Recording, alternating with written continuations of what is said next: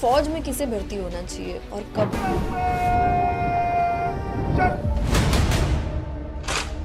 फौज में उसी को भर्ती होना चाहिए जो सोचता है कि वो फौजी बन सकता है। सो डाइविंग ट्रेनिंग में जो होता है कि सुबह हम लोग 6 बजे 6:30 बजे ट्रेनिंग शुरू करते हैं।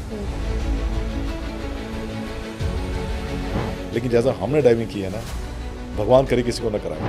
But so what is the strategy of India? हम जब ड्रोन्स की बात करते इंडिया हैं, wants to become the centre of drone manufacturing in the world. वैसे 26/11 के इंसिडेंट के बारे में हम सब जानते हैं। उस ऑपरेशन के बाद कोई और ऐसा ऑपरेशन हुआ है? अब ऐसा ऑपरेशन पहले एक बार हुआ तो वो बड़ा सिग्निफिकेंट ऑपरेशन था। तो ये जो ऑपरेशन है ये दर्शाता है कि इंडियन ओशन रीजन में कोई हमसे पंगा नहीं ले सकता। रैगिंग भी होती है, मैंने सुना। व्हेन एनडीए में यस रैगिंग। तो six pack is a very normal thing. Six pack तो ये आपको मूवीज में कर रखा है, बट फौज में किसी यंग को बोलो उठा के देखा आपने, उसके 6-8 पैक होंगे, because he is doing exercise on daily basis ना। एक टीम में अगर 20 लोग हैं, अगर एक ने गलती की तो 20 को रगड़ा जाएगा, सिंपल। उससे टीम की बॉन्डिंग बढ़ती है। ट्रेनिंग में मतलब किस तरह साइकोलॉजी के साथ फिर खेला जाता है? I want to become a lean mean fighting machine, the best in the world, the few the fearless, the marine commando.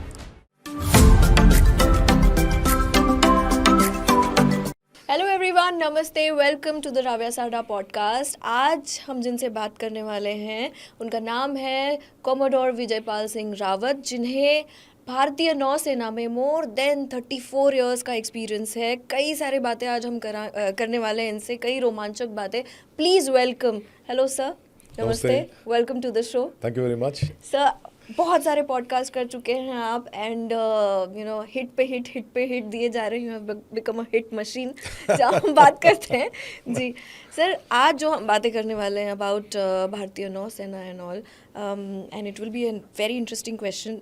जो पहले क्वेश्चन जिससे मैं शुरू करना चाहती हूँ कि अगर चाइना नेवल इन्वेजन करती है भारत में, क्या हम ले पाएंगे, झेल पाएंगे ये?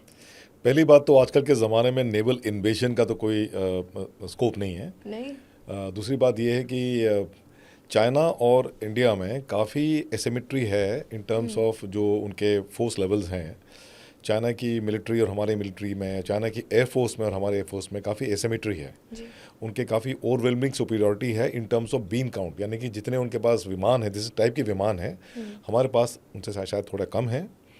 दूसरी बात इसलिए भी कम है बिकॉज अगर चाइना से कुछ हो गया तो ये भी आशा रखनी चाहिए दैट पाकिस्तान का फ्रंट भी खुल जाएगा। और पाकिस्तान का फ्रंट खुल गया और चाइना का फ्रंट खुला है, और बीच में एक और फ्रंट है, उसको बोलते हैं 2.5 फ्रंट वॉरफेयर। वो है जो इंडिया में एंटी टेररिस्ट ऑपरेशन चल रहे हैं।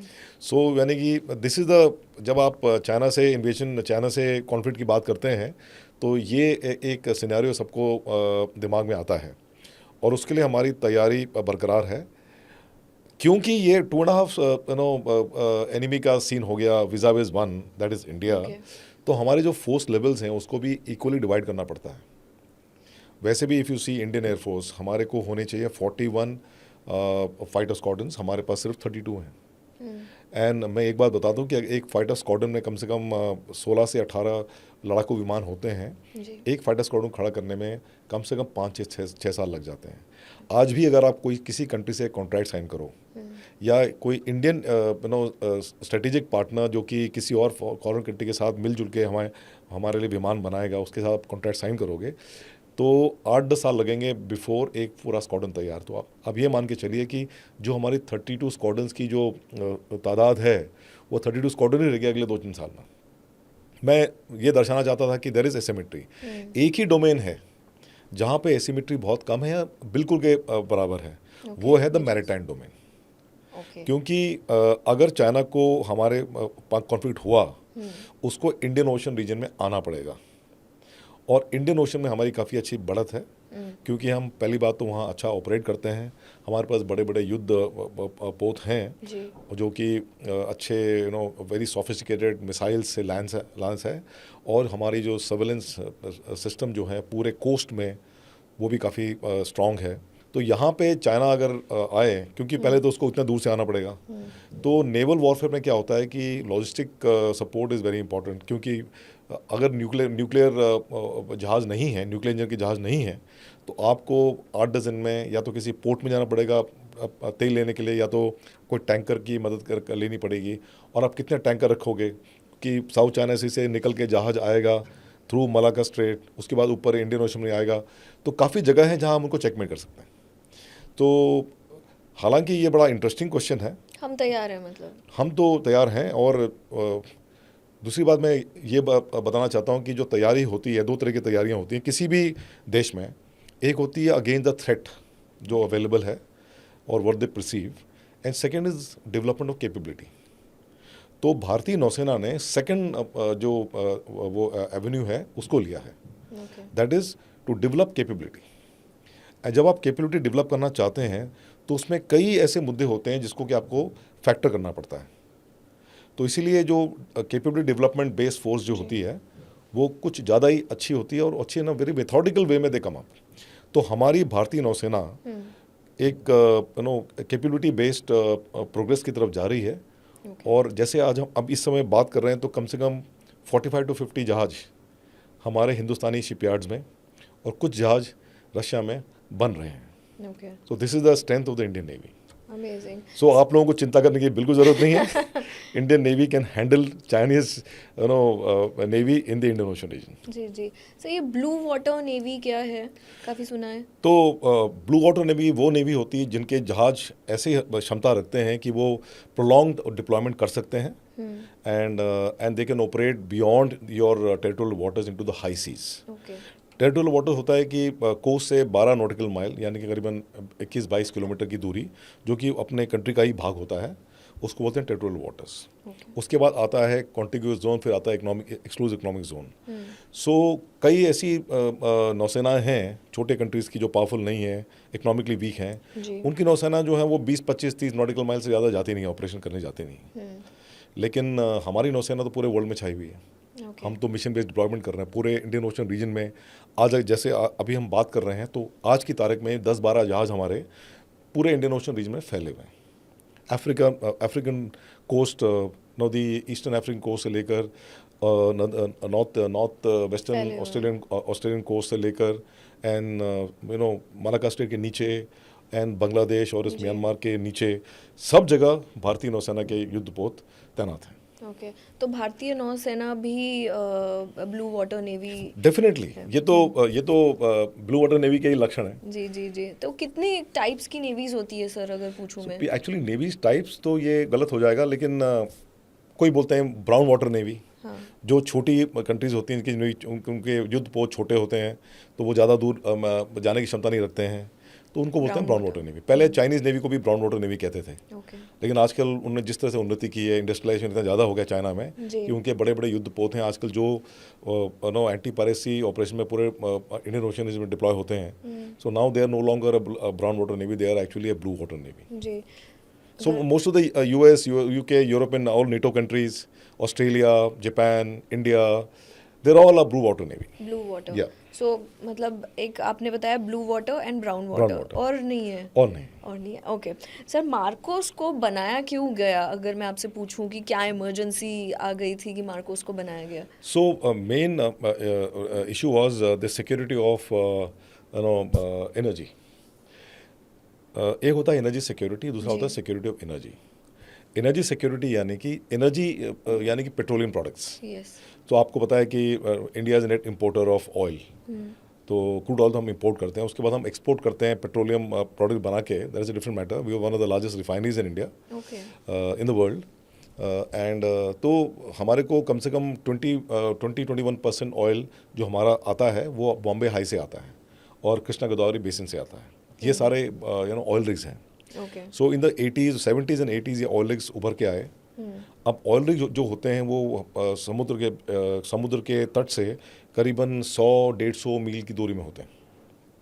और जैसे मैंने आपको बताया था कि 21-22 किलोमीटर के बाद उस कंट्री की जो वो बॉर्डर है, we can say maritime border, ख़त्म हो जाता है।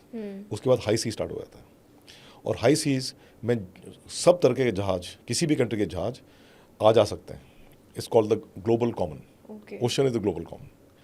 अब ये हमारे जो ये एसेट्स हैं, जो ये बहुत ही क्रिटिकल एसेट्स हैं, क्योंकि अगर 20-21% फ्यूल तेल यहाँ से निकल रहा है, गैस यहाँ से निकल रही है, तो जाहिर है कि it is very very very crucial for us, for our energy security. जी जी जी। तो उसको क्या था कि एक सिक्योरिटी थ्रेट ये था कि कोई भी किसी को भी अगर कुछ वहाँ पंगा लेना है हमारे देश से, एंड और anybody is got negative things about our country, वो जाके उसको ऑक्यूपाई कर ले या टेररिस्ट ऑपरेशन कर ले या तो होस्टेज सिचुएशन बना ले वहाँ पे। ऐसे हो सकता है? क्यों नहीं हो सकता? क्योंकि ऑयल रिग्स हैं पूरे 150 किलोमीटर की दूरी, 150 किलोमीटर की दूरी पे तट से। बाई टाइम जब नेवी रिएक्ट करेगी तो वो तो ऑलरेडी वो छोटे मोटे जहाज में आके, बोट में आके वो उसको ऑक्यूपाई कर लेंगे। और देखो ये ऑयल रिग्स में सारे सिविलियंस होते हैं, एक एक ऑयल रिग में कम से कम 10-12 लोग, 15 लोग एट बेस्ट होते हैं। उनके पास किसी के पास भी कोई मैकेनिज्म नहीं होता कि अपनी सिक्योरिटी खुद करें। उनके पास वेपन्स लेना अलाउड नहीं है, क्योंकि इट्स ऑल्सो फायर हैजर्ड वहाँ पे। जी। तो वो कुछ नहीं कर सकते। उनका सस्टेनेंस भी जो होता है वो ऑफशोर सपोर्ट वेसल से होता है, तेल पानी खाना पीना वहाँ से आता है, और ये हेलीकॉप्टर के जरिए आता है। उनका मैन पावर भी बॉम्बे से वहाँ हेलीकॉप्टर से जाते हैं या तो दिस ऑफशोर सपोर्ट वेसल से जाते हैं। तो यानी कि कट ऑफ होते हैं बिल्कुल। वहाँ पे अगर कोई किसी भी हमारे जो एनिमी के कुछ वो हैं, जो एनिमी स्पॉन्सर टेररिस्ट हैं, वो आके वहाँ ऑक्यूपाई कर रहे हैं, then they can take the country to ransom. और ये बहुत बड़ा साइकोलॉजिकल मुद्दा बन जाएगा, इंटरनेशनल मुद्दा तो बनेगा ही, लेकिन it will put a lot of psychological unnecessary and avoidable psychological pressure on the government of India to react. So इस बात को मद्देनजर रखते हुए government of India must have thought कि यार कुछ ऐसी फोर्स बनाई जाए जी, जो कि स्पेशलाइज्ड हो no flushing out operation, anti terrorist operation in the oil rigs. क्योंकि NSG is not having the charter to do anti-terrorist operation in the oil rigs at sea. It is only Marine Commando. So इसीलिए marine commando की शुरुआत हुई थी 1985 में। 1986 में government ने एक छोटी टुकड़ी अप्रूव की थी, the special operation element of the Indian navy, और नाम था IMSF, Indian marine special force. वो बाद में चलकर मरीन कमांडो फोर्स के नाम से जानी जाती है। ओके, बट सर क्या आर्मी SF काबिल नहीं थे कि ये स्टेप लेना पड़ा? देखो क्या है कि आर्मी SF का स्पेसिफिक डोमेन है, लैंड डोमेन। उसमें डेजर्ट आ जाता है, हाई ऑल्टीट्यूड आ जाता है, उसमें माउंटेन आ जाते हैं, जंगल आ जाते हैं। वो सब एरिया में वो काफ़ी सक्षम है। उनकी पूरी जो ट्रेनिंग होती है उसी उनको उस काइंड ऑफ वॉरफेयर में ओरिएंट करती है। But not water, because they are not trained. अभी क्या होता है कि पानी में ऐसा नहीं, इंसान तो इंसान ही है, चाहे वो आर्मी का स्पेशल फोर्सेस में चाहे मार्कोस है, ट्रेनिंग में डिफरेंस होती है। बिकॉज क्या है कि डोमेन अलग है। यहाँ पे मैरीटाइम डोमेन ज़्यादा है, वहाँ पे और कोस्टल डोमेन है। वहाँ पे जनरली मैंने आपको बताया कि लैंड में डेजर्ट है, ये है, वो डोमेन है। उन्हीं बंदों को अगर आप डाइविंग ट्रेनिंग दे दें या वाटर बॉर्न ट्रेनिंग दे दें तो वो इस काम में भी सक्षम हो जाएंगे। तो लेकिन क्या है कि उसको वो training, it is not optimal utilisation of the man power available to the army. So that is why there was a necessity कि ऐसा कोई ऐसे लोग हों जिनका कि ऑलरेडी मैरीटाइम ओरिएंटेशन है, यानी कि they have to be drawn from the Indian navy. तो भारतीय नौसेना में पहले से ही डाइविंग स्पेशलाइजेशन थी, जो कि अंडर वाटर डाइविंग करती थी, शिप्स में अंडर वाटर रिपेयर्स करने के लिए। लेटर ऑन उनको बोलते थे माइन क्लेंस डाइविंग ऑफिसर और माइन क्लेंस डाइवर्स, जो कि कोई भी अगर अंडर वाटर विस्फोटक पदार्थ अगर कोई एनिमी लगा के जाता है किसी भी युद्ध पोत को बर्बाद करने के लिए, तो उसको डिमोलिश, उसको डिटोनेट करने के लिए अंडर वाटर और डिफ्यूज़ करने के लिए एक हाँ they are trained. So initial training UK में हुई थी, बाद में हमने खुद ही अपना डाइविंग स्कूल कोचिंग में उसकी ट्रेनिंग शुरू कर दी। तो वो हमारी वो फोर्स ऑलरेडी तैयार थी। उनको क्या करना था, उनकी मैरीटाइम ओरिएंटेशन भी थी, और उस ट्रेनिंग के दौरान उनके ऑफिसर्स को इन्फेंट्री स्कूल बेलगांव का कमांडो कोर्स भी कराते थे, जो मैंने भी किया है। तो वहाँ पे यानी कि लैंड बॉर्न कमांडो ट्रेनिंग भी मिल जाती थी। सो जब दो एस्पेक्ट ऑलरेडी अवेलेबल थे नेवी में, आपको सिर्फ तीसरा एस्पेक्ट दिखाना था, वो anti terrorist operations in the oil rigs और इन ए मूविंग प्लेटफॉर्म और in a static platform in the oil rigs. तो वो ट्रेनिंग उनको एडिशनल दी, जिसमें कि स्लिदरिंग आती है, रैपलिंग आती है, हेलीकॉप्टर ऑपरेशन आता है, एंड अंडर वाटर डाइविंग आती है, long distance diving, and using fast attack RIBs, rigid hull interpretable boat to go there.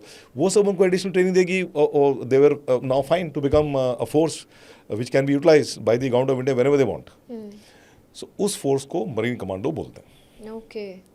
So initially जो हमारे 60-70% जो लोग थे इंडियन मरीन स्पेशल फोर्स में, they were picked up volunteers from the clearance diving specialization, क्योंकि उनके पास training तो almost 70% थी, 20-30 एडिशनल % ट्रेनिंग करा के दे बिकेम मरीन कमांडोज। जी सर, आपने जब अभी कहा कि they they have been picked up, तो कैसे लिया जाता है? So what is the category, अगर हम आम सिविलियन कोई भी जाना चाहे या बनना चाहे marine commando, what is the process? तो सिविलियंस को अगर पहले तो बन फौजी ही नहीं बनना, सकते। पहली बात तो फौजी बनना जरूरी है। हाँ तो बिफोर यू जॉइन फौज यू आर सिविलियंस ओनली, जी, आफ्टर यू लीव फौज you are civilian, I am a civilian now. So अगर आप सिविलियन, अब वो सिविलियन का अगर आप मतलब रखते हैं, अगर आप ये सोच रहे हैं कि जैसे कि एनसीसी में जो लड़के ज्वाइन करते हैं या सी कैडेट कोर में ज्वाइन करते हैं या तो स्काउट्स में ज्वाइन करते हैं, ऐसा कोई आप सीधे सिविलियन वॉलंटियर करें, ऐसा अलाउड नहीं है। ओके, वो तो फौज के किसी भी भाग में अलाउड नहीं है। तो पहली बात तो आपको फौज ज्वाइन करनी पड़ती है एज एन ऑफिसर और एज ए सेलर, मैं नेवी की बात कर रहा हूँ। जी, उसके बाद you have to volunteer, because क्या है कि फौज as such is a voluntary service, क्योंकि the risk factor is very high, training itself is very very tough and rigorous, जी, बोथ फिजिकली एंड मेंटली। और उसमें से जो कुछ स्पेशलाइज कार्डर्स होते हैं, जैसे कि मतलब पनडुब्बी में जो जाते हैं सबमरीन कार्डर, वो भी स्पेशलाइजेशन, उधर आपको वॉलंटियर करना पड़ता है। एविएशन यानी फ्लाइंग ऑपरेशन जो करते हैं उधर भी आपको वॉलंटियर करना पड़ता है। तो मरीन कमांडो और डाइविंग में आपको वॉलंटियर करना पड़ता है। ओके, तो यानी कि पहली वॉलंटियर तो वो थे जो फौज में ज्वाइन किया, उसके बाद उसमें से कोई वॉलंटियर करता है जो कि ऐसे स्पेशलाइज एस्पेक्ट्स को ज्वाइन करता है, क्योंकि रिस्क फैक्टर थोड़ा हाई है वहाँ पे, जी, जी, जी, और ट्रेनिंग भी काफ़ी इंटेंस होती है, and the selection rate is also very very low. जैसे Okay. मार्कोस में अगर 100 लोग स्टार्ट करते हैं तो करीबन 25 या मैक्सिमम 30 लोग क्लियर करते हैं कोर्स, बाकी तो सब यहाँ निकल जाते हैं। कैसे निकल कोई जाते मेडिकली हैं? अनफिट हो जाता है, कोई दिमागी तौर से वो तैयार नहीं होता है, कोई सोचता है कि यार मेरे को और अच्छे अपॉर्चुनिटी नेवी में मिल जाएंगे, ये क्यों करना, ऑल दिस थिंग्स, क्योंकि काफ़ी स्ट्रेनर्स कोर्स होता है। Do people get scared because of this training? See scared तो कोई नहीं होता है, क्योंकि अगर कोई स्केर्ड आदमी तो पहली बात तो फौज ज्वाइन ही नहीं करेगा। हाँ, एंड काफ़ी लोग स्केर्ड हैं हमारे कंट्री में जो कि फौज जरा भी ज्वाइन करना नहीं चाहते। मैं कई जगह जाके यूनिवर्सिटीज़ में लेक्चर देता हूँ, तो मैं लोगों से बात करता हूँ, यंग स्टूडेंट से, तो कई स्टूडेंट्स हैं वो कहते हैं कि भाई हमारे पेरेंट्स अलाउ नहीं करेंगे, कि बहुत रिस्की है। तो ऐसे लोग तो वैसे भी अगर फौज में आ भी गए तो वो तो ज्वाइन नहीं करेंगे। जी, फौज में it is not a question of कि भाई कोई स्केर्ड है, it is just that physically everybody is not up to the mark. The basic level of joining the फौज की फिजिकल फिटनेस लेवल है लोगों के पास, उसके बाद आपको 2-3 नॉच ऊपर करना पड़ता है, वो कई लोगों की क्षमता नहीं होती। तो it's all depending on what is your capability. ऐसा इस पर कुछ नहीं है, you go for a course and you don't qualify doesn't mean anything, you got other opportunities in the navy, they say that navy is an ocean of opportunity. कई चीज़ें हैं जो कर सकते हैं आप। फौज में किसे भर्ती होना चाहिए और कब? फौज में उसी को भर्ती होना चाहिए जो सोचता है कि वो फौजी बन सकता है, इन द सेंस कि पेट्रियोटिक फीलिंग तो काफ़ी लोगों में होती है, जी, और खासकर जब भी 15 अगस्त और 26 जनवरी आती है तो उसके एक हफ्ते पहले पेट्रियोटिक फीलिंग तो इंडिया में वैसे ही बढ़ जाती है, टीआरपी बहुत बढ़ जाता है। हाँ, बट ऐसा नहीं है, क्योंकि most of the middle class and upper class people, जो मैं भी अपर मिडिल क्लास फैमिली से हूँ, तो वहाँ पे स्कूल्स में, हमारे स्कूल्स में, कॉलेज में कुछ ऐसा माहौल होता है कि पेट्रियोटिज्म तो वैसे आ जाता है। जी, तो एक तो क्या है कि one has to be patriotic, secondly he has to get a sense of कि मुझे कुछ अपने कंट्री के लिए करना है। तो वो तो भावना सभी प्रोफेशन में आती है, आप डॉक्टर बन जाओ, इंजीनियर बन जाओ, लॉयर बन जाओ, वो सोसाइटी को तो सर्विस कर ही रहे हैं, लेकिन अपने आप को भी ज़्यादा सर्विस कर रहे हैं। जी, जी, जी, ये ऐसे स्पेशलाइजेशन है, ये ऐसे प्रोफेशन है, वहाँ पे you know the end objective is ultimately to earn as much money as possible. But फौज में ऐसा नहीं है, फौज में अगर किसी को पैसे के लिए फौज ज्वाइन करता है, वो तो फौज इज़ अ रॉन्ग प्लेस। अगर आपको निस्संदेह एंड सेल्फलेस सर्विस करनी है, और वो भी कंट्री के लिए, विदाउट टेकिंग टू कंसिडरेशन कि भाई पैसे इतने ज़्यादा मिलते नहीं हैं, गवर्नमेंट लेवल के पैसे मिलते हैं, और कोई आमदनी का तरीका नहीं हो सकता आपको, maybe he is the right candidate. But more than that, if he is physically oriented and mentally oriented to take the hardship and the rigour of being a फौजी, that is more important. Okay, बाकी सब चीज़ें तो secondary हैं, लेकिन that is very important. जी, और सभी लोग ऐसा नहीं कर सकते। नहीं कर सकते। जैसे कि I would never even thought of going sitting in A IIT exam, because I didn't have the mental makeup for that, or I would not have become a cricketer because I didn't have the mentality for that. I had a mentality for something else, and that is partially because I come from a family background of फौजीज। जी, तो automatically वो उसका भी तो फर्क पड़ जाता है। काफ़ी फ़र्क पड़ता है, बिकॉज माहौल का फ़र्क पड़ता है। आप जैसे मारवाड़ी हैं तो आपके परिवार में ज़्यादातर लोग बिजनेस में होंगे, जी, मारवाड़ी तो मेरे ख्याल से बहुत ही कम होते हैं फौज में। हाँ, बहुत मैंने नहीं means, सुना आज हाँ, तक ना के किसी समान का। होते हैं। हाँ, इसमें कोई गलती नहीं है, because they feel that is the profession they are well suited for. Generation से वो होते आ रहा, तो then it is natural, it's a natural thing to pick up from the ecosystem where you living. So ऐसा है. It's a major difference I think, जो एक आर्मी पर्सन को और एक नॉर्मल इंसान को अलग करता है. साइकोलॉजी का भी खेल है साइकोलॉजी, यहाँ बिकॉज पे. एक तो साइकोलॉजी इनिशियली ऐसी होनी चाहिए, उसके बाद फौज में तो कर ही देते हैं साइकोलॉजी. डिसिप्लिन की भी साइकोलॉजी चेंज बात कर है, देते हैं. डिसिप्लिन की भी बात है. मैं अगर डिसिप्लिन मेरा थोड़ा I have a different take on this, क्योंकि डिसिप्लिन जितना फौज में है उतना मेरे ख्याल से सभी को होना चाहिए, पूरे कंट्री को होना चाहिए. और अगर ऐसा हो गया, so you will find a sudden change in the country. There will be a sudden jump in the GDP. There will be a totally different things. India will become like Ramraj. वैसे तो बन रहा है, तो और अच्छा जल्दी बन जाएगा. हाँ, डिसिप्लिन की वजह से. बिकॉज एक तो डिसिप्लिन में दो टाइप की डिसिप्लिन होती है. One is self discipline, one is enforce discipline. अब सेल्फ डिसिप्लिन की मैं बात कर रहा हूँ, बिकॉज फौज में जैसे कि लोगों की गलत धारणा है कि एनफोर्स डिसिप्लिन है. एनफोर्स डिसिप्लिन तब होता है जब आप फौज इनिशियली ज्वाइन करते हो और आपको आपके दिमाग में डाला जाता है एंड कई स्ट्रिक्ट पनिशमेंट भी दी जाती है. वो एनफोर्स करते हैं आपको discipline, to make discipline as a way of life.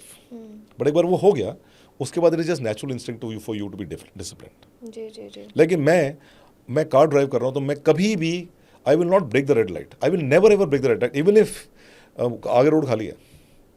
It is ingrained in my blood, partially because of मेरे घर में, और उसके बाद फिर एनडीए में, फिर उसके बाद नेवी में. बट ये सिविलियन में आमतौर ऐसा होता नहीं है. देखा कोई नहीं है तो चलो, पुलिस वाला नहीं दिख रहा, चलो वहाँ पे सीसीटीवी क्या, आजकल तो वो भी लगा के रखा है. No, there is a prompt in your car that अभी आगे एक वो स्पीड वो है, कैमरा है, तो उससे पहले थोड़ा स्पीड कम कर लो, ये कर लो, वो कर लो, चालान कट जाता है. Hit and run, all this things. So basically क्या है कि मैं उसकी बात कर रहा था. So discipline has to be with everyone. But yes, there is a strong element of discipline, because लड़ाई, war fighting is not a joke, and it is one of the most difficult profession in the world.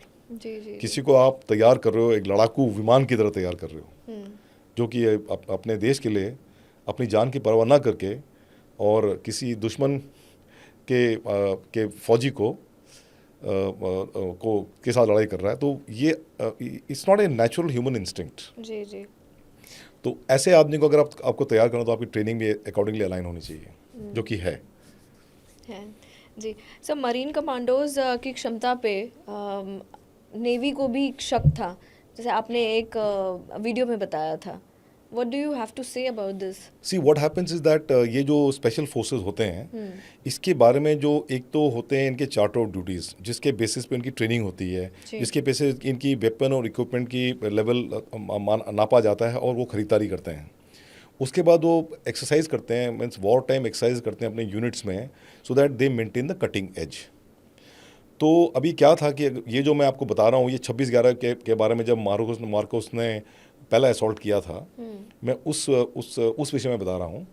उससे पहले भारतीय नौसेना में शायद लोगों को ये पता नहीं था कि हमारी इतनी अच्छी कैपेबिलिटी भी है. उससे पता नहीं जी, क्योंकि that was the first time when it came out in front of people. It came out because we always had this capability, हमारे पास थी, लेकिन मैनिफेस्ट कभी हुई नहीं, बिकॉज ये जो टास्किंग थी ये एक्चुअली नेशनल सिक्योरिटी गार्ड की है.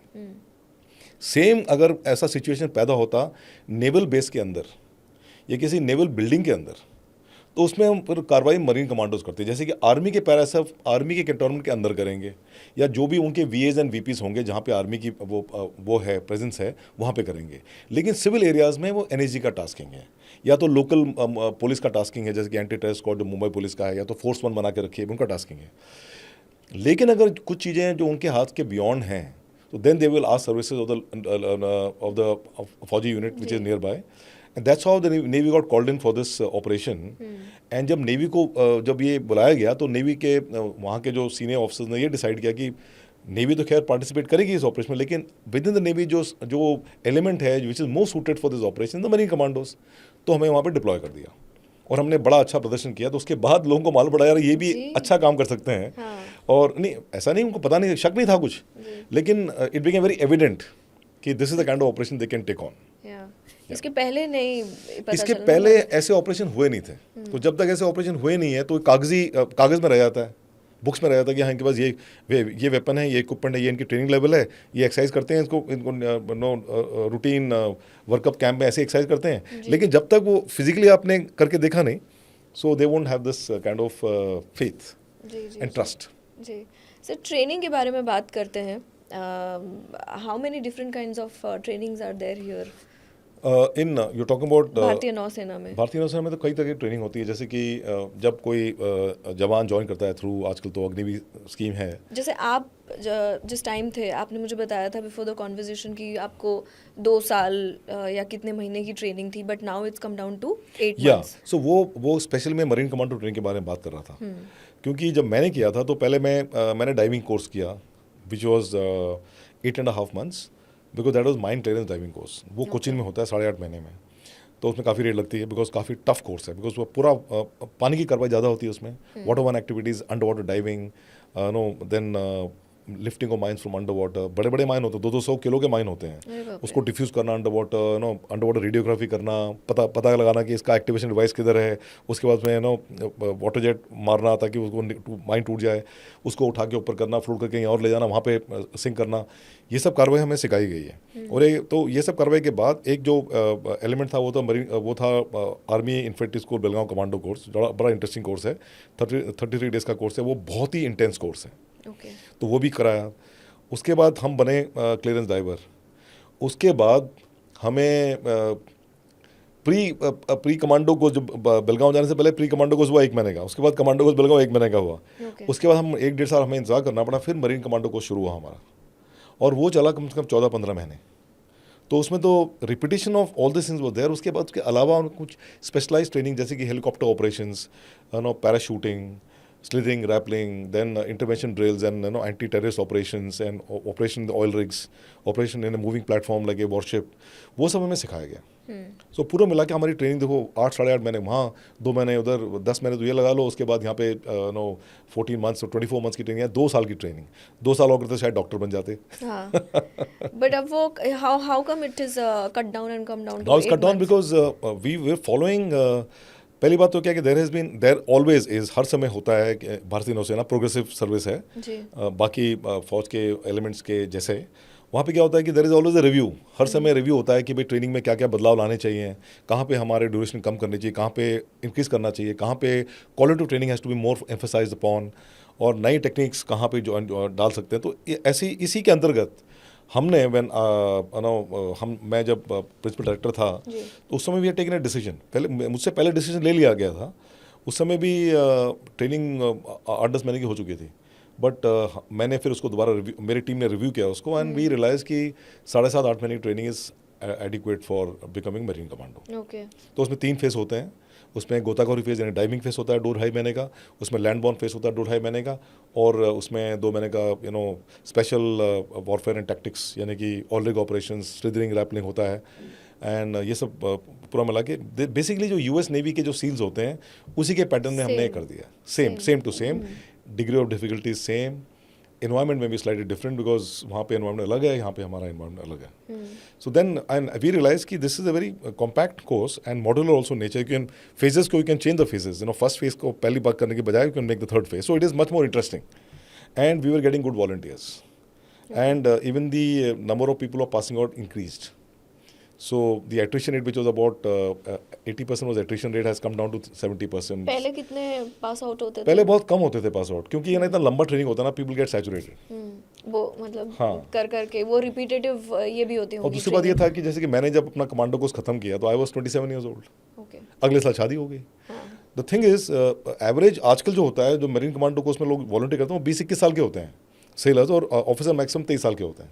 और 23 साल का लड़का और 28 का लड़का, there is a lot of difference. और बात वो नहीं है कि physical fitness in 28 to 35 years is as strong as maybe young. He's better than the younger people. Correct. Let me tell you, because I find myself to be much more physically robust in my 30s than in my even 20s. Because there is maturity even in physical fitness levels. Yeah. Mental maturity becomes more. But क्या होता है कि your employability, आपकी जो employability navy में है वो थोड़ी कम हो जाती है. बिकॉज क्या होता है, एज यू ग्रो सीनियर आपको कई और प्रोफेशनल कोर्सेज करने पड़ते हैं जो आपको मरीन कमांडो यूनिट से अलग रखता है. तो मज़ा नहीं आता फिर जी. तो अगर आप यंग में ज्वाइन करोगे तो कम से कम 5-6 साल एक साथ आपको मिल जाते हैं. उसमें you can do operation and when you are a bachelor your risk taking ability is high. अब तुम शादी कर लो, बच्चे हो जाए तो थोड़ी रिस्क टेकिंग एबिलिटी थोड़ी कम हो जाती है, रिलेटिवली कम हो जाती है.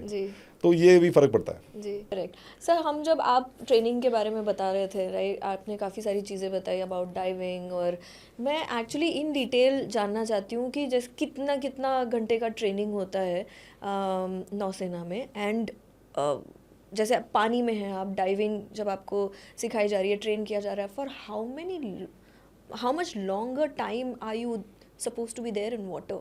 ओके, सो डाइविंग ट्रेनिंग में जो होता है कि सुबह हम लोग 6 बजे 6:30 बजे ट्रेनिंग शुरू करते हैं। पहले तो रनिंग होती है 8-10 किलोमीटर की, उसके बाद फिर कम से कम 8-10 किलोमीटर? आप ऐसे बोल रहे थे 8-10 किलोमीटर इज नथिंग। नहीं, बिकॉज क्या ना, ये 8-10 किलोमीटर रनिंग तो फिर इंडिया में भी होती है और नेवल एकेडमी में भी होती है, आर्मी के मिलिट्री एकेडमी में भी होती है, तो वो सब तो नॉर्मल है, फौजी के लिए नॉर्मल है। हाँ। यहाँ पे भी ट्रेनिंग होती है, लेकिन यहाँ पे थोड़ा सा तेज भागना पड़ता है, बिकॉज यहाँ पे कॉम्पिटिशन है ऑन ए जी, डेली बेसिस। जी। ऐसा वॉलंटियर्स हैं एंड वो करो, उसके बाद ऐसा नहीं कि रनिंग करते हैं, बीच में और भी उल्टे सीधे काम कराते हैं जो फिजिकल फिटनेस को बढ़ाने के लिए है। जैसे कि आपने अपने बंदे को उठा लिया अपने ऊपर, आप ही की वेट के जैसा एक बंदा उसने बेडी को उठा लिया उसने आपके इसके ऊपर, and you running with him, और उसको बेबी कैरी कर रहे हैं, फिर वो आपको बेबी कैरी करेगा, you know all this kind of stuff. Then उसको फायरमैन लिफ्ट उठाओ, ऑल दिस थिंग्स। ऐसे करके 10-12 किलोमीटर करते हैं आप। उसके वहाँ जाके फिर पुशअप सिटअप्स, वो पुशअप सिटअप करीबन 500-600 हो जाते हैं, सिटअप इतने हो जाते हैं। उसके बाद फिर स्ट्रेचिंग एक्सरसाइजेज, 500-600? हाँ, तो ये नॉर्मल है, तो कोई बहुत बड़ी बात नहीं है। That is normal thing, because you do sets of 120 120 120 3-4 बार करो तो हो गया। My God. सो ये होता है, आधे घंटे में कर लेते हैं। उसके बाद फिर then they take you and then you run to a bridge, it's called Thevara bridge. Thevara is a bridge. Thevara is a name of a city in Ernakulam, small town, and वहाँ से एक ब्रिज है which attaches to the Wellington island, जहाँ पे naval base है। तो वहाँ पे बीच में जाके हम लोग वो ब्रिज का हाइट जो है, और वहाँ पे कोचिंग चैनल आती है अंदर, जो समुद्र से जो चैनल अंदर आती है, उसमें काफ़ी बहाव होता है, तो वहाँ पे जंप करते हैं। हाथ में फिन्स होते हैं, हमारे सारे इंस्ट्रक्टर्स जो हैं excuse me and support staff, वो नीचे होता है पानी में। Then you jump into the water, उसके बाद अपने फिन्स पहनो, and then you start finning about 1.5 to 2 nautical miles, about 3.5 kilometre के करीब आप स्विमिंग करते हैं। कभी कभी बहाव के अगेंस्ट करते हैं, बहुत दिक्कत हो जाती है। कभी कभी बहाव के साथ करते हैं तो बड़े आसान हो जाता है, उसमें भी कंपटीशन है। Then you reach a dive spot, जो जेट्टी होगी एक, वहाँ पे भी हमारे बोट्स होंगे। वहाँ पे हमने सुबह पहले से ही अपना डाइविंग का जो सामान है वो शिफ्ट करके रखा है, क्योंकि हम लोग 4:30-5 बजे अपनी कार्रवाई शुरू कर देते हैं। जी। तो वहाँ पे रखा, उसके बाद फिर ये ख़त्म किया। उसके बाद हम लोगों को मड वॉकिंग शूज़ पहनाते हैं, वो गमबूट टाइप होते हैं, उसमें लेसेस होते हैं, और हर उस बूट में 2-2 किलो के वजन होते हैं। तो वो पहना के, और जो कोचिंग चैनल के साइड में जो क्विक सैंड टाइप जो जमा हो जाता है, वहाँ पे जंप करना पड़ता है। वहाँ पे अपना नी डीप मड होता है। उसके बाद आपको मड क्रॉल करना पड़ता है, वो करीबन 50 मीटर का। तो वो मड क्रॉल वहाँ जाके फिर वापस आना पड़ता है, तो उसमें काफ़ी। कितना समय लग जाता है सर ये पूरा, ये every day? This is Monday to Saturday, okay. ये करना पड़ता है रोज़। एंड मड वॉकिंग ख़त्म करने के बाद थोड़ा 5-10 मिनट का रेस्ट मिलता है, थोड़ा अपने साफ़ सफाई करने के बाद फिर आप गोताखोरी करते हो। और गोताखोरी अगर आप, जैसे ये सब चीज़ें 9:30 बजे तक ख़त्म हो जाती हैं, तो लगा लो 9:45 से आप फिर डाइविंग स्टार्ट करते हो टिल अबाउट 1:30। तो डाइविंग ऐसी नहीं कि आपने जैसे कि देखा होगा स्क्यूबा डाइविंग, वो प्लेजर डाइविंग, ऐसा नहीं है। आपने डाइविंग कॉम्बैट डाइविंग सेट पहना हुआ, आपका बडी भी आपके साथ है, आपका एक दोनों को अटैच किया गया एक लाइन से, बड़ी लाइन से। एक के पास कॉम्पस है, he has to come up and see the bearing of a target, जो कि इंस्ट्रक्टर देगा आपको, and then you both go under water and dive and swim to that target, and that target could be half a mile away. और उसके बाद आप target achieve करके ऊपर आओगे, फिर वो आपको सेकंड टारगेट देगा, फिर थर्ड टारगेट, यानी कि अंडर वाटर भी पूरी स्विमिंग करनी पड़ती है। And swimming under water is very very tiring, and it's actually extremely difficult kind of physical regime which is required to become a diver. And वो करने के बाद फिर वो 1-1:30 बजे आप सारा सामान अपने डाइविंग स्कूल ले जाते हैं, फिर अपने रूम जाते हैं। वहाँ पे ऑफिसर्स को तो फिर खाना खाने के लिए मेस जाना पड़ता है, उसके लिए पहले आपको नहा धो के वाइट यूनिफॉर्म पूरी पहननी पड़ती है। Then you go to the mess, have your food, वापस आओ, फिर कपड़े उतार के, फिर डाइविंग के कपड़े पहन के दोबारा डाइविंग स्कूल जाओ। एंड देन फिर कुछ और फिजिकल फिटनेस एक्सरसाइजेज और कुछ ट्रेनिंग क्लासेस, रेमिडियल क्लासेस यानी कि रगड़ा बेसिकली। अगर आपने कुछ कहीं पे आपके पुलअप्स कम हो गए, कहीं पे आपके स्पीड ऑफ स्विमिंग कम हो गई, तो आपको वो सब दोबारा करना पड़ता है। अरे बाप रे। तो ज़्यादा नहीं, बट दैट्स को रेमिडियल्स, ताकि आपकी फिजिकल फिटनेस और बढ़े। एंड उसके बाद करीब शाम 5-6 बजे जब सब कुछ हो जाता है, तो उसके बाद आप वापस चले जाते हैं। हफ्ते में 1-2 बार नाइट डाइविंग भी होती है, तो this event continues till about 8, 9, 10 at night. So ये रूटीन हमारी करीबन 8 साढ़े 8 महीने चलती है। जी। इन बिटवीन फिर कुछ डाइविंग के कैंप्स भी हो जाते हैं। जैसे हम लोग गए थे लक्षद्वीप में, लक्षद्वीप इतनी प्यारी जगह है, अंडर वाटर इतना मज़ा आता है, लेकिन जैसा हमने डाइविंग की है ना, भगवान करे किसी को ना कराए। ओके। क्योंकि हमने पहले तो जहाज़ में हमने डाइविंग सिलेंडर्स लोड किए। Each cylinder was 65 kilos. We were 3 officers and 21 sailors. हमें बोला गया कि ऑफिसर्स बड़े बड़े सिलेंडर लोड करेंगे इस जहाज़ में, तो बड़े सिलेंडर कम से कम 30 के करीब थे। तो हम तीनों ने कम से कम 10-10 सिलेंडर, तो वो 65 किलो के लोड किए जहाज़ के ऊपर। उसके बाद डाइविंग सेट भी लोड किए। वो जहाज़ गया लक्षद्वीप आइलैंड्स। वहाँ पे जहाज़ अलॉन्ग साइड नहीं जा सकता है, बिकॉज वहाँ पे the kind of under water topography such that ship can not go anchor there और can not go alongside, क्योंकि वहाँ पे जेट्टी बहुत छोटी छोटी है। जी। तो वहाँ से एक छोटे बोट में सामान को शिफ्ट करना था, वो हम नहीं किया।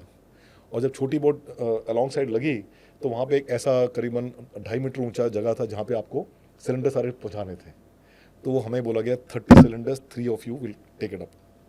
तो जान तो निकल जाती है ऐसे में ना। Of course. हमने किया, और बाकी लोगों को बोला कि आप लोग ये टच नहीं, बाकी लोग और काम कर रहे थे, हमें बोला ये करने के लिए। उसके बाद हम वहाँ से, वहाँ पे ट्रैक्टर खड़ा था, तो उसके बाद ट्रैक्टर में सामान लोड किया। उसके बाद कैंप साइड आ गया, सामान अनलोड किया।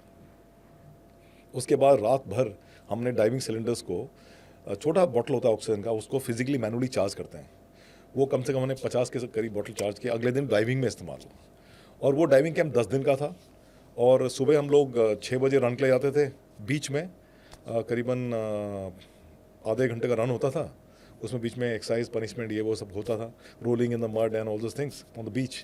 फिर उसके बाद हम लोग डाइविंग करते थे।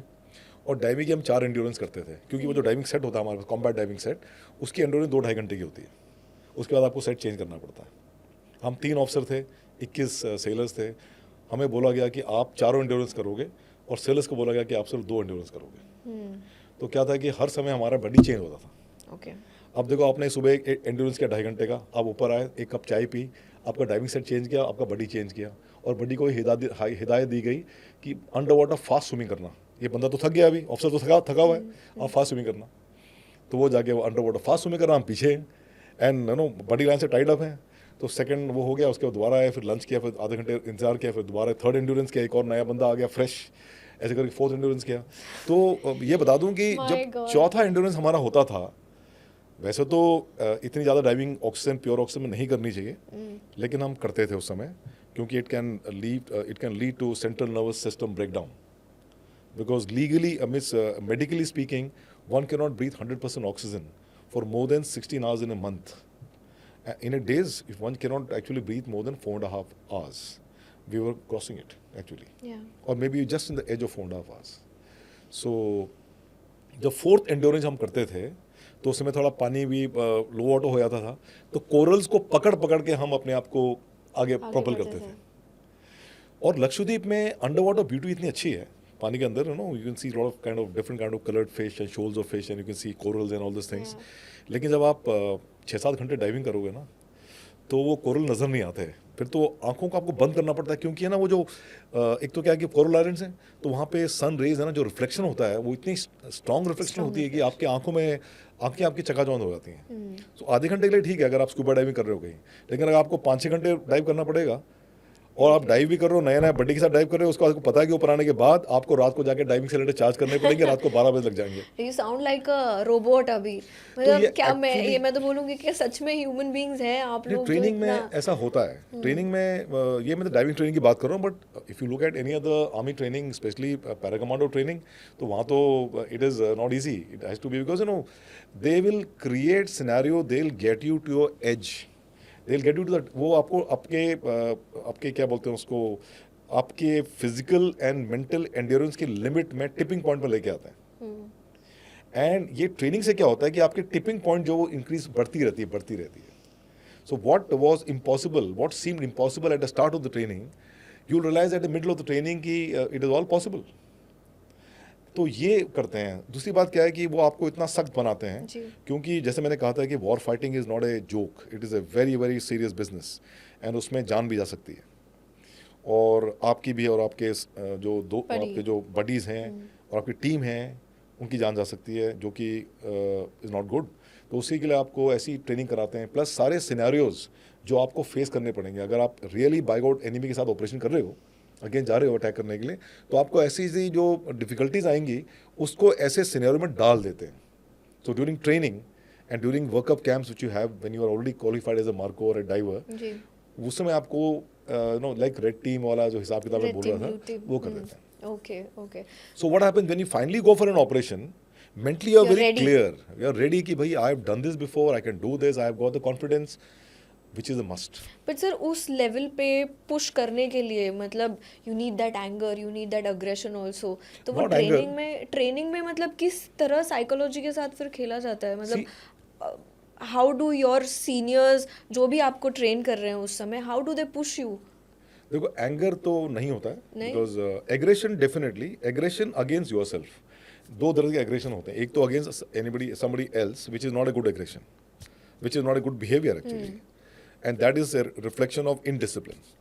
लेकिन जो एग्रेशन की आप बात कर रहे हैं शायद वो इंटरनल एग्रेशन है. आपको मतलब वो मोटिवेशन कैसे यू आर देते हैं? Militating In other words, yeah. Against yourself कि मेरी मेंटल रेसिलियंस कितनी है, व्हाट इज माई बाउंड्रीज, जी. can I extend the boundaries, can I stretch it further, can I take more risk, can I take more hardships, can I more strenuous physical and mental hardship can I take. But sir, you need some source of motivation, no? हाँ, How तो do what you do happens- that? Because army में भी जब मैं I remember I was doing one podcast, तो वो एक army officer के साथ और वो कह रहे थे कि रवि क्या होता है ना कि जब कश्मीर में they were there and जब लोग आपका ही बड़ी आपके सामने मरता है and when you know कि आप उस बॉडी के साथ you are there 3-4 days with the body, वो एक एंगर आपके अंदर आ जाता है ऑटोमेटिकली कि होगा. This is what a lot of times you know is a source of motivation and it pushes you कि नहीं अब मैं मारूंगा. See, this must be one kind of motivation because that officer who spoke with you, वो उनको ऐसा scenario में involve होंगे. मुझे ऐसा कोई सिनेरियो का आभास नहीं है because I was not involve in this kind of combat. जी. लेकिन ये जो आप कॉम्बैट की बात कर रहे हैं वो मुश्किल से 5-10% of the people even in the special forces will be actually will be witnessing, क्योंकि bulk of the people are all फौजीज, they are all working very hard for this kind of operation. लेकिन chance की बात है, chance आप उधर चले गए, आपको चांस एनकाउंटर हो गया. जैसे हम मरीन कमांडो हैं, हमारी ऐसी डिप्लॉयमेंट ही नहीं हुई जहाँ पे आपको ऐसे कॉम्बैट ऑपरेशन में आपको जाना पड़ेगा. जो हमारी डिप्लॉयमेंट वो अलग तरीके से हुई, जी. तो उसके बारे में यू नो. लेकिन आप मोटिवेशन की जो बात कर रहे हैं, it is not, this is one very great reason for motivation कि भाई आपने हमारे बंदों को मारा है, now I have to do something. Revenge also, या revenge is also motivation, but मैं किसी और मोटिवेशन की बात कर रहा हूँ जो कि करेक्ट मोटिवेशन माना मेरे मायने में है. What is correct motivation for So you? correct motivation means you otherwise if you are waiting for this kind of motivation कि आपका कोई बंदा मरा हुआ है और फिर आप मोटिवेट हो रहे हो. खैर जिस तरह से आपने That is just an example, sir. Example, I हाँ. wanted So to know like what basically- happens here in Marine. Like for example if you seen, अगर नॉर्मल लाइफ में देखो, अगर आपके परिवार में किसी ने गलत ट्रीट किया है और उसकी जान गई है, तो आपको गुस्सा तो आएगा. दैट गुस्सा can lead to certain things, but that is not motivation, that is a temporary motivation. वो इमोशनल सर्ज बाहर निकलता है. तो शायद आप जो एग्जाम्पल दे रहे थे शायद उसमें उसकी झलक है. लेकिन जिस मोटिवेशन की मैं बात कर रहा हूँ, it is a prolong motivation. And how does it come? 2-3 तरीके से मेरे ख्याल से आता है. एक तो ये है कि internally you are motivated because you are actually fighting against yourself on a daily basis. जो आपकी स्मॉल डिफिकल्टीज इन लाइफ हैं which is actually stopping you from doing this rigorous training, उसको आप कॉन्कर कर रहे हो on a daily basis. Small victories जो earning, plus जो नेगेटिव आपके जो थॉट प्रोसेस है कि मैं क्यों कर रहा हूँ, I should quit and all this thing होता है ऐसे कोर्स में, तो उसके ऊपर आप विजय प्राप्त कर रहे हैं. एक तो आपको सेल्फ मोटिवेशन ऐसी आ गई. दूसरी आप देख रहे हो कि आप अकेले नहीं हो, इस जंग में आप अकेले नहीं हो, आपके साथ आपके जो बडीज़ हैं, पूरी जो टीम है वो भी साथ हैं. जो मुझे डिफिकल्टी हो रही है शायद उसको भी उतनी हो रही है, परहैप्स मोर ज़्यादा हो रही होंगी. अगर वो मुझसे ज़्यादा फिजिकली फिट है तो थोड़ी कम हो रही होंगी, लेकिन लेवल तो सेम है. एंड एक दूसरे की इंटरडिपेंडेंस काफ़ी है. उसमें इमोशनल इंटेलिजेंस आपका सामने आ रहा है. जी. Because if you cooperate and coordinate and you talk to each other, तो उससे क्या होता है कि थोड़ा सा आपका मोटिवेशन बढ़ता है और आपका पेन थोड़ा कम होता है. तो दैट्स अनदर मोटिवेशन.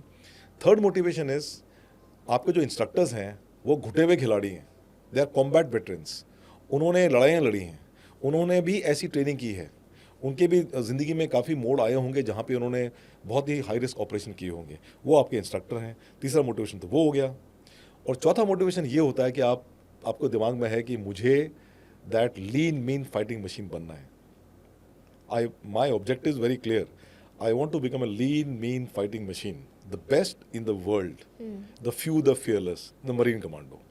ये एक और मोटिवेशन है, ये पूरा पैकेज है एक्चुअली मोटिवेशन का।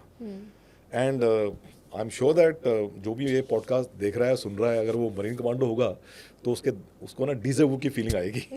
जी जी सर, आपने you know when we are talking about the training thing, आपने बताया कि काफ़ी सारे लोग क्विट भी कर जाते हैं बीच में, डेथ भी हो जाती है या क्विट भी कर जाते हैं Actually, क्योंकि quit इतनी तो- रेगरस ट्रेनिंग होती है। पीपल डू क्विट कर लेते हैं लोग काफ़ी, वो बिकॉज ये वॉलंटरी कोर्स है। अगर आप क्विट कर गए इसका मतलब ये नहीं कि आप ठीक नहीं हैं, इसका मतलब ये है कि मेरे भी आप सोच रहे हैं कि मैंने गलत चॉइस कर ली, मेंटली या नहीं झेल पा रहे हैं। हाँ मैं नहीं झेल नहीं पा रहा हूँ, या जो भी है मैंने चॉइस गलत की है, इसके लिए मैं ज़्यादा सूटेड नहीं हूँ। और भी प्रोफेशंस हैं नेवी के अंदर जहाँ पे मैं शायद ज़्यादा सूटेड रहूँगा और देश के लिए ज़्यादा अच्छा काम कर सकूँगा, तो वो लोग क्विट कर जाते हैं। कुछ लोग मेडिकली अनफिट हो जाते हैं, स्ट्रेस फ्रैक्चर हो गया या कुछ ऐसा स्ट्रेच हो गया muscle, during the training only. हाँ मसल टेयर हो गया। अब मसल टेयर आपको हो गया तो आपको रिलैक्स करना पड़ेगा 8-10 दिन, you can't actually this. If you have a ankle sprain you will have to rest for 1 month and then you will have to quit the course. और कहीं आपको इंजरी, बॉडीली इंजरी हो गई, फिजिकल इंजरी हो गई, आंख में चोट लग गई, ये सब, तो उसमें तो फिर लोग को वैसे ही क्विट करना पड़ेगा, medically they are boarded out. तो ये हो गया। और कुछ लोग तो जो हैं जो सोचते हैं कि भाई मैंने गलत चॉइस ले ली, उनको वो क्विट कर देते हैं।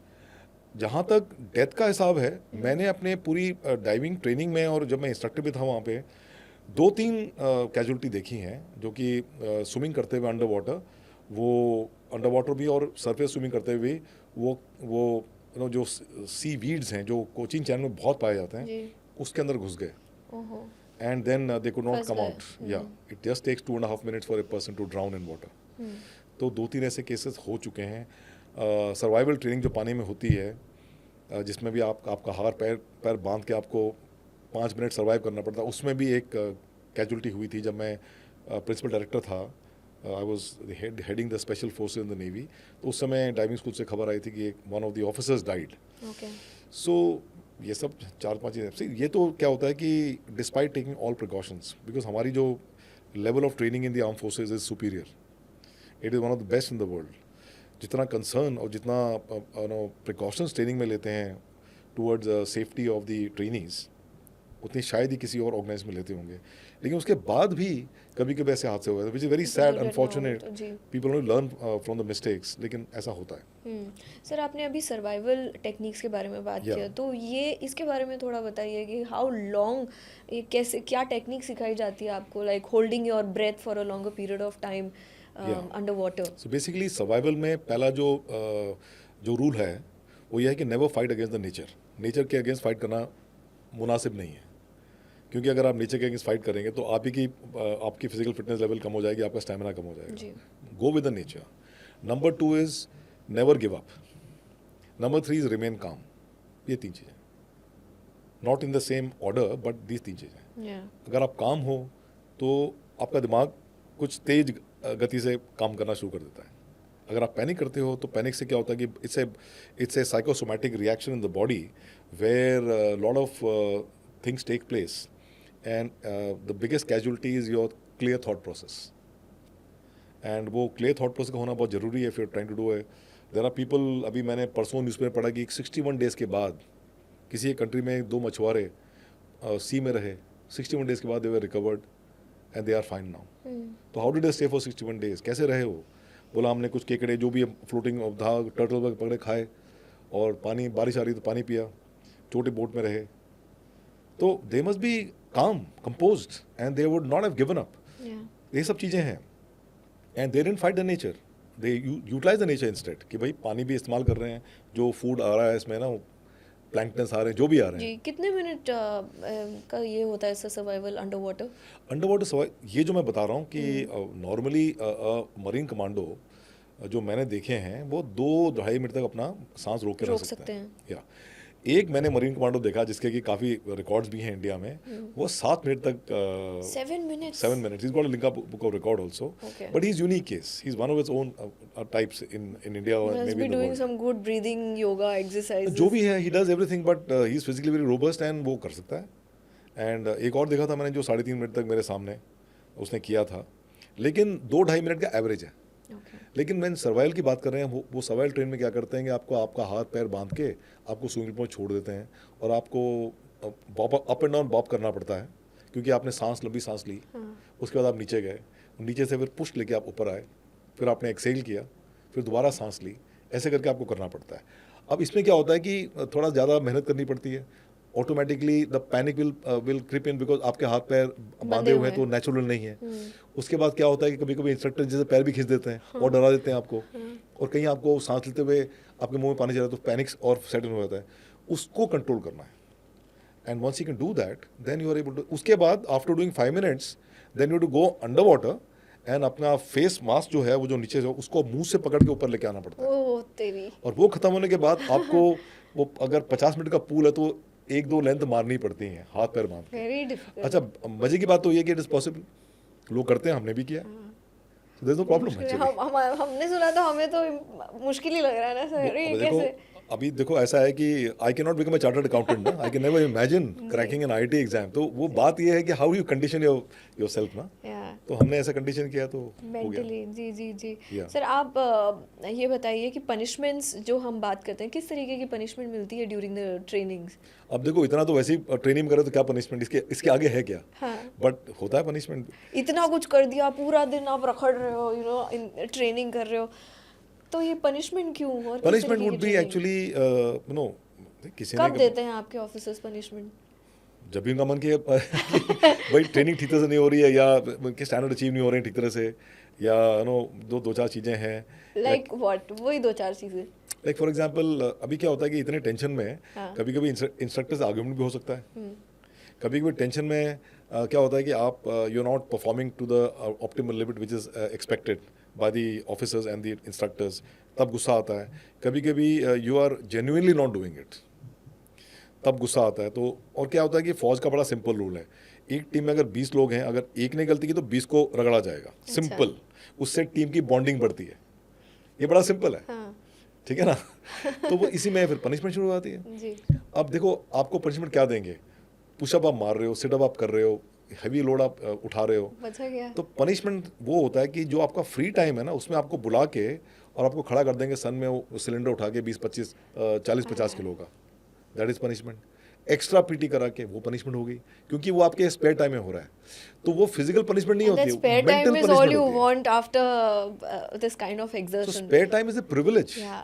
It's not a right. ये तो बड़ा सिंपल है, फौज में ट्रेनिंग में स्पेयर टाइम प्रिविलेज है, राइट नहीं है। लाइक छुट्टी प्रिविलेज है, राइट नहीं है। You have to earn it. You have to earn it or what? No. If the higher authority decide कि आपको छुट्टी नहीं देनी है because of requirements of the फौज, आपको नहीं मिलेगी छुट्टी। You cannot say मेरा बर्थ राइट है, मुझे छुट्टी मिलनी चाहिए as per article so and so of the constitution, ऐसा नहीं है। 3 फंडामेंटल राइट्स फौजियों को नहीं है। So that out of the 7 fundamental rights, 3 are denied to the फौजीज। What about the diet, sir? आप जब इतनी ट्रेनिंग करते हो हाँ। the entire day, तो डाइट भी उतना ही जोरदार होना तो चाहिए। डाइट हमारी जब आप ट्रेनिंग करने जाते हो, आपकी डाइट वैसे भी जो डाइट 3,400 और 500 कैलोरीज की डाइट ऑफिसर्स को लागू है, और मेरे ख्याल उतनी ही सेलर्स को भी लागू है, थोड़ी कम। लेकिन जो ऐसी ट्रेनिंग होती है 3,500 कैलोरीज बहुत होता है। ऐसी ट्रेनिंग होती है तो लोग अपने खुद के सामान खरीद के भी खाते हैं। एंड जैसे मैं करीबन 15-16 अंडे खाता था एक दिन में, and 1-1.5 kilo chicken and 2-3 litre milk and बाकी सब सामान In one day. in one day. I mean, this is part of Yeah. when you do this so much of rigorous training, the body demands it. And of course, जो body होती है, it becomes like you become like a steel. You know, when I got married, तो मेरे wife ने बोला कि तुम आदमी हो कि नो ह्यूमनॉइड हो, बिकॉज जहाँ टच करो वहाँ पे लगता है कि लोहा है, because I had 6 packs and अभी तो नहीं है। ओहो, सो 6 PACS is a very normal thing. 6 pack तो ये आपको मूवीज में कर रखा है, बट फौज में किसी यंग को बोलो उठा के दिखा अपने, उसके 6-8 पैक होंगे, Okay. Because he is doing exercise on daily basis ना। So that is a normal thing actually. फौज में तो बड़ा 6 पैक है, कोई कॉन्सेप्ट नहीं है, because everybody is Very that normal. fit, very normal. very normal. So the muscles become very hard, and you know there is a lot of power in the muscles and all. Okay. So and you gain a lot of stamina. और हम तो diving course करते हुए breathing 100% oxygen. हाँ। तो जब oxygen जब हम डाइविंग के बाद बाहर निकलते थे, तो since you are breathing very rich air because 100% oxygen, तो आपका मुंह ना हनुमान की तरह लाल हो जाता था, Oh. and your body used to be very warm and used to feel like अब क्या करूँ, means you are willing to take some more physical punishment. Sir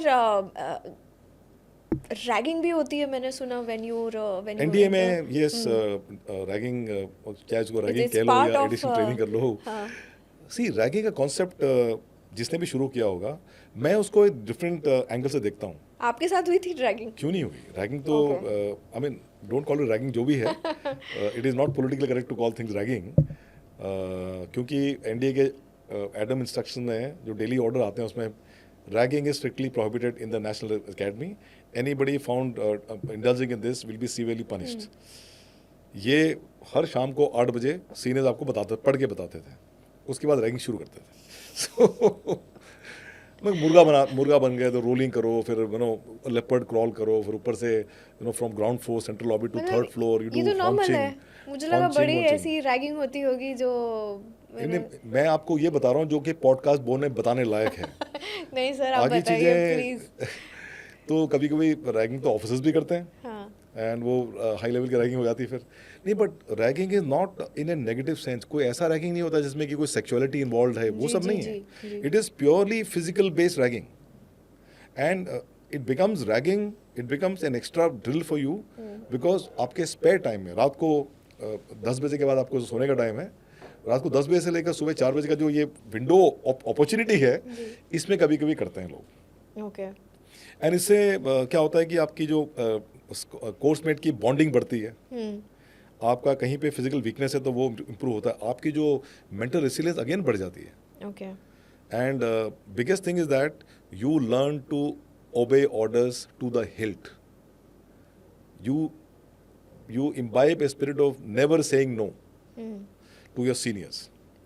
और ये इसलिए इम्पॉर्टेंट है साइकोलॉजिकली, क्योंकि आप जो ऑपरेशंस उसके बाद करोगे, जैसे कि कारगिल हुआ, कारगिल में अगर आपको हिल के ऊपर चढ़ाई करनी है और वहाँ पे आपके सोल्जर्स एनिमी के एंट्रेंस्ड हैं, मशीन गन को उनके हाथ में है, गोला बारूद उनके हाथ में है, ग्रेनेड उनके हाथ में है, पत्थर भी फेंकेंगे तो किसी किसी में लगा आदमी मर जाएगा। इसमें अगर आपको किसी कोई बोलेगा कि जाओ ऊपर जाके चढ़ाई करो, उनको कैप्चर करो, तो ये तो बड़ा इलॉजिकल ऑर्डर है ना। ए नॉर्मल ह्यूमन बीइंग, अगर मैं आपसे पूछूं, कोई आपको ये क्वेश्चन पूछेगा करो, तो आप क्या करोगे? नहीं बोलोगे।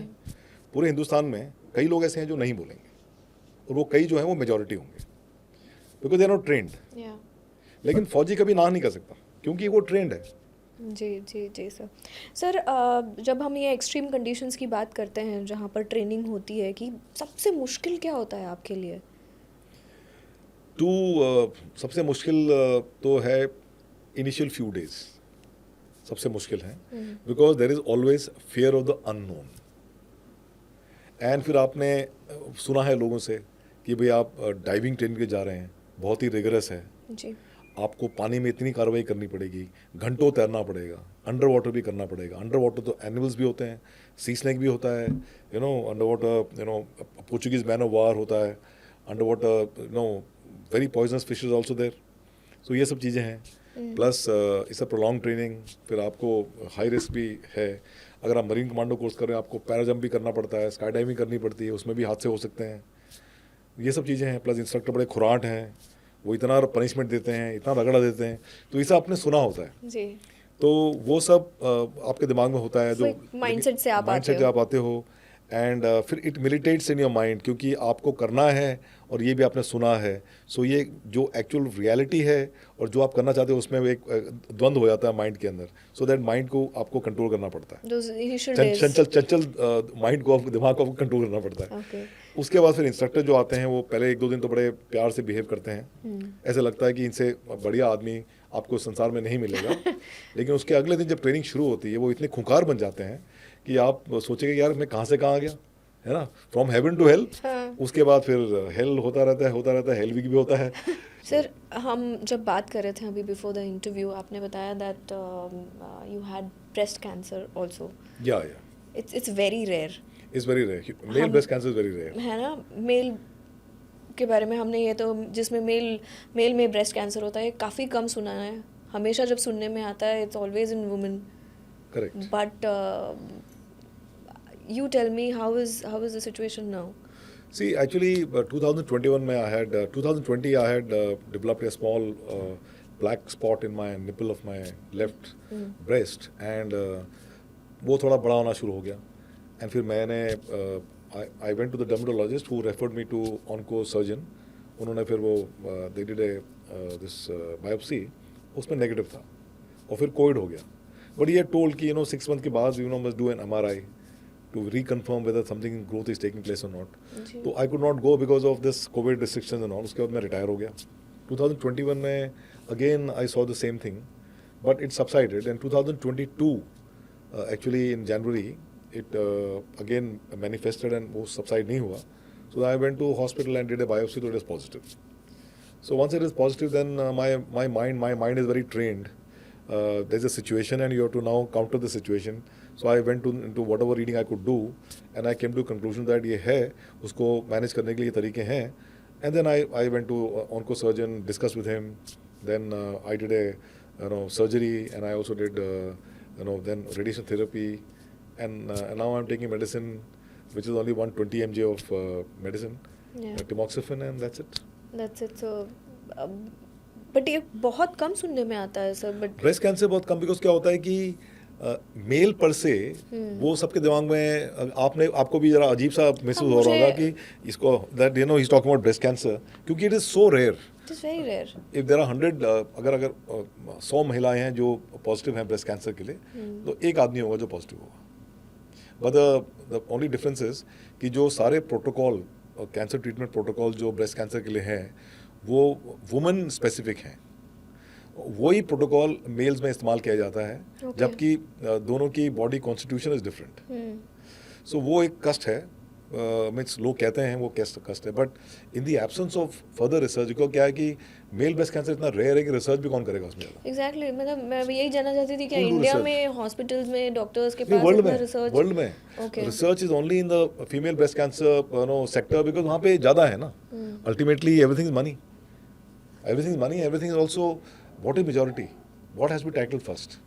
तो वो तो फीमेल ब्रेस्ट कैंसर है. सर जब ये न्यूज़ आपके पास ब्रेक डाउन हुई थी, how did you take it? आपने बताया अभी that you were mentally prepared, but then how did you take it and how did you manage later? So anything like this is an episode.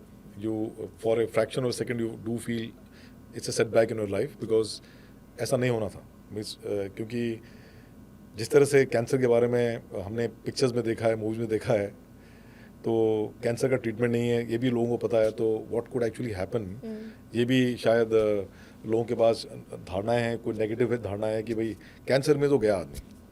सो ये back of mind होता है. How, मतलब आपको ऐसा नहीं लगा व्हाई मी? एक्चुअली क्या है कि why me is a never ending process. You never ask why me when you do something good in life. If something good comes to your life, you never ask why me. So इसमें why me पूछने की क्या जरूरत है? वैसे आता है why me. Everybody, अगर आपको नहीं आ रहा तो आपके family will make you very conscious कि why you. ऐसा क्या हो गया? नहीं है. Like my wife was in denial mode for a long time. मेरी वाइफ ने तो ये भी कह दिया था कि तुम्हें नहीं है, डॉक्टर ने कुछ गड़बड़ी की है, ऑन्कोलॉजिस्ट गंदा था, means he was not trend and all those things, onco surgeon, ये सब तो ख्याल आते ही हैं because of the fear of the unknown. लेकिन आई वॉज वेरी क्लियर कि भाई व्हेन दिस हैपेंस को एक्शन क्या करने हैं आपको, SOP के स्टैंडर्ड ऑपरेटिंग प्रोसीजर्स क्या है, ट्रेन माइंड है ना. एंड सो ये करके ultimately I sought the right means idea to seek the right treatment, timely treatment. एक बार वो सब हो गया, सो मैं ये सोचता हूँ cancer is a interplay of three spheres. One is the doctors who are trying to fight against the cancer which is spreading in the body. Second is cancer trying to actually dodge the treatment given by the doctors. And the battlefield is your body that you have to control. ये तीनों का interplay है. इसमें doctor भी अपना काम कर रहा है, कैंसर भी अपना काम कर रहा है जैसा उसको करना चाहिए. तीसरा जो बैटलफील्ड वो आप बने हो, अब आपके ऊपर डिपेंड करता है हाउ डू टेक इट. सो कई लोग मैंने देखे हैं जो जैसी ऐसा हादसा होता है कैंसर का, तो they will stop working, they will start into yoga and meditation also, which is good because they feel कि आपने शुरू किया है. मैंने कुछ नहीं शुरू किया, मैं तो अपना नॉर्मल लाइफ जी कर रहा हूँ, बल्कि मैंने अपने I am working in a startup, तो वहाँ पे तो Monday to Saturday you working about 8-10 hours per day. तो समय नहीं लगता, मालूम नहीं पड़ता कि समय कैसे निकल के संडे को मैं पॉडकास्ट करता हूँ या कहीं पे जाके कुछ म्यूजिक क्लासेस, डांस क्लासेस, ये सब हमारा चलता रहता है. सो टाइम नहीं मिलता जरा भी, सोचने का टाइम जरा भी नहीं मिलता है. So and physical fitness levels मैं ठीक ठाक रखता हूँ, food habits are okay, I don't do excessive drinking and I don't smoke. So all this things are there which as a package helps you to control the negative aspects of cancer. जी जी जी sir. Sir drones के बारे में बात करते हैं, जैसे आपने अभी बताया that you have a new startup also. I think कहीं ना कहीं ये ड्रोन से ही रिलेटेड है दिस इंडस्ट्री। मेरा स्टार्टअप नहीं है, I work in a startup, I am president of one of the companies which is we do design and develop and manufacture drones only for the armed forces and for the paramilitary forces. Okay, but how are drones used, sir, in the warfare? या कैसे integrate किया जाता है drone basically is a replacement of any air combat asset, जैसे कि helicopter है उसको replace करता है, रिप्लेस में उसको सपोर्ट करता है, and then also and fighter aircraft and also surveillance aircraft also. So इन चीज़ों के लिए ड्रोन भी काफ़ी सक्षम है ये सब काम कार्रवाई करने के लिए। ऑफकोर्स उनकी कॉम्बैट पोटेंशियल डिफरेंट है, लेकिन एडवांटेज ड्रोन का क्या है कि it's not manned, it's unmanned. तो आपको कोई वो नहीं होता है कि कोई पायलट क्षतिग्रस्त हो जाएगा, ऐसा कुछ है नहीं। Plus drones are very cheap and they can stay longer in the air. They can also be utilize for combat operations, for surveillance operations, for logistic operations, for air ambulance, air taxi, ये सब चीज़ में drone का इस्तेमाल होता है। ऐसे ऐसे drones हैं जो बड़े वाले ड्रोन्स हैं, जो आपने सुना होगा प्रेडेटर क्लास ड्रोन, सी गार्डियन और जो हिंदुस्तान भी ले रहा है, 31 का कॉन्ट्रैक्ट साइन किया है प्रेडेटर क्लास। वो ड्रोन 45 आवर्स तक it can be airborne, it can operate about 3,000-4,000 kilometres from the base and loiter there at 40,000 feet and then total endurance is about 35 to 40 hours. ऐसे भी drone है। वो जो drone Afghanistan में US इस्तेमाल करता है या इराक में करता था और कर भी रहा है, तो वहाँ पे वो ड्रोन को जो ऑपरेट कर रहा है वो कोई लड़की बैठी होगी, कॉम्बैटेंट सोल्जर जो फिलाडेल्फिया में बैठी होगी, और थ्रू सैटेलाइट कम्युनिकेशन वो ड्रोन को कंट्रोल कर रही है, she is able to fire weapons at targets. So ये तो अद्भुत चीज़ें हैं ना। तो drone is now become the future of warfare. अभी किस किस टाइप के ड्रोन्स हैं? छोटे ड्रोन्स हैं, सर्वेलेंस ड्रोन्स हैं, फर्स्ट पर्सन व्यू ड्रोन्स है, छोटे ड्रोन जो बहुत फास्ट जाते हैं, उसमें उसके कैमरे से आप उसका वो नेविगेशन कर रहे हो, you can easily see the entire area and come back. उसके बाद यू कैन प्लान कि मैं आर्टिलरी शेल कहाँ फायर करूँगा। वो ड्रोन्स हैं जिसको बोलते हैं कामिकाजी ड्रोन्स। वो ड्रोन सीधे आपको जाके टारगेट के ऊपर जाके लॉइटर करेंगे और जैसे ही उनको मालूम पड़ा ये टारगेट है उस पर अटैक कर देंगे। So they act as kamikaze drones. Then there are drones which are going in swarm. हमारी कंपनी बनाती है 50 ड्रोन का स्वार्म बनाती है। तो उसमें 50 ड्रोन जा रहे हैं, कुछ ड्रोन में सर्वेलेंस है, कुछ में कॉम्बैट है, सब कुछ है। वो जाके अपना जो काम कार्रवाई करने करके, और सब ऑटोनोमस है, ऑटोमेटिक है ये ड्रोन्स। तो उसमें एक दो आपके ऑपरेटर्स होंगे। सो ड्रोन वॉरफेयर ने क्या किया है कि जो हर कंट्री में there is a asymmetry of force levels. छोटी कंट्री है उनके पास फोर्स लेवल कम है, वो इकोनॉमिकली वीक कंट्री तो फोर्स लेवल बहुत कम है उनके पास, बड़ी कंट्री तो फोर्स लेवल ज़्यादा है। तो ये एसिमेट्री होती है। लेकिन क्योंकि ड्रोन बहुत सस्ते में मिल जाते हैं।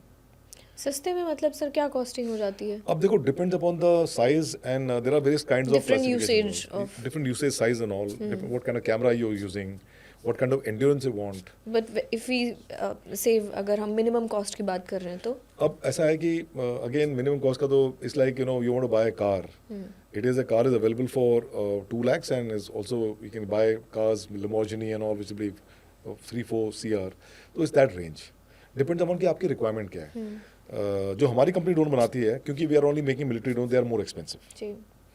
सो अभी कॉस्ट तो खैर something which is a closely guarded secret, but मोटे तौर पे मैं बता दूं आपको, छोटा मोटा सबसे चीपेस्ट ड्रोन जो होता है हमारी कंपनी का नहीं, बाकी लोग जो बेचते हैं 3-4 लाख का तो बेचते ही हैं, जो सबसे छोटा ड्रोन होता है। और बाकी ड्रोन्स हैं जो फिर 50-60, 1 करोड़ 1.5 करोड़ ये बिकते हैं। माई गॉड नहीं है, बहुत सस्ता है। देखो, अगर आप एक ड्रोन जो कि 1000 किलोमीटर जा सकता है और 35,000 हाइट में फीट में रह सकता है, and it can do surveillance, it is replacing aircrafts. क्योंकि एयरक्राफ्ट भी वही काम करेगा। एयरक्राफ्ट का इतना रेंज भी शायद नहीं होगा, एंड्योरेंस शायद इतना नहीं होगा, और जो कॉस्ट होगी ड्रोन की वो 1/5 होगी। और उसमें क्या है कि आपको ये भी नहीं होगा कि यार बैड वेदर हो गया, हमारा ड्रोन गिर गया, तो उसमें कोई मैन पावर भी लॉस नहीं हुआ। नहीं, वैसे तो कई चीज़ें हैं, there is a lot of advantage of drones. And what is the disadvantage? Disadvantage ये है कि वैसे तो कोई डिसएडवांटेज है नहीं। Disadvantages for a stronger country because asymmetry of force levels diminishes. अभी छोटा कंट्री भी इतने ड्रोन पैदा कर सकता है, and it can create chaos like what is happening in Ukraine and Russia warfare. It's essentially drone warfare. जी. Lakhs and lakhs of drones have been manufactured by Ukraine in small garage, and they are actually being utilized for combat. So that is one thing. Plus, drone is actually multiple activities can be done. There are drones which can be utilized for surveillance, as I told you.